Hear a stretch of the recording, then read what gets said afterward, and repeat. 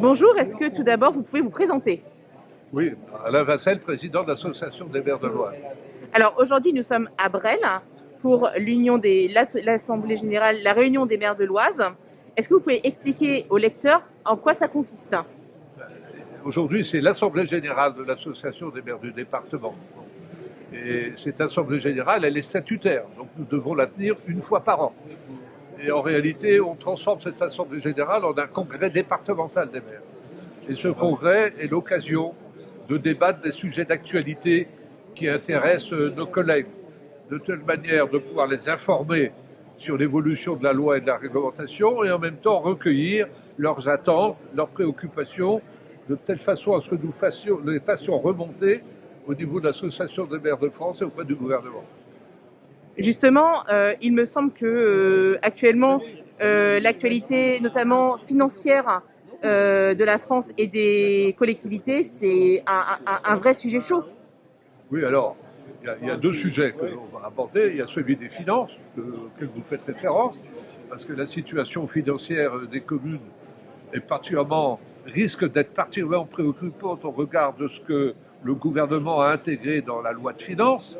Et cet impact financier va placer les élus dans une double difficulté. La première, c'est d'avoir à choisir entre augmenter les impôts pour continuer à faire face à leurs projets ou ne pas augmenter les impôts, mais réduire leurs projets d'investissement dans leur commune, c'est-à-dire ne plus pouvoir offrir, comme ils l'avaient programmé, des équipements et des services aux collectivités.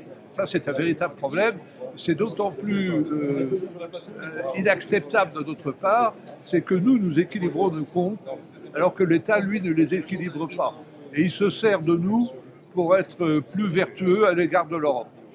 Et le deuxième sujet que vous souhaitez aborder avec vos collègues élus, c'est la zéro artificialisation nette des sols, c'est ça? Oui, alors voilà encore une invention purement technocratique qui a été mise dans le texte de loi, la texte de loi résilience avec le valet ZAN, qui va lier complètement les mains des élus pour le développement en matière d'urbanisme de leur collectivité, à la fois pour l'accueil des entreprises et à la fois pour l'accueil de logements.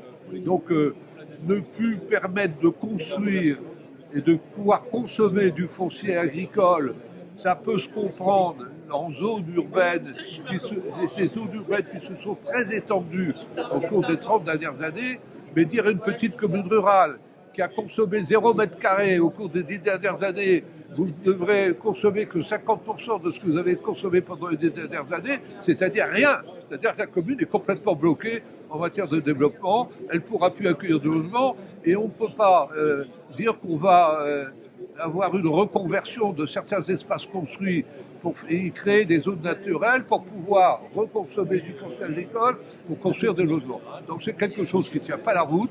Alors, M. Barnier, dans sa sagesse, a dit qu'il allait regarder ça d'un peu plus près et qu'il y aura peut-être une sorte de moratoire sur Lausanne. Enfin, on en parlera tout à l'heure. Merci beaucoup. Voilà, madame, merci.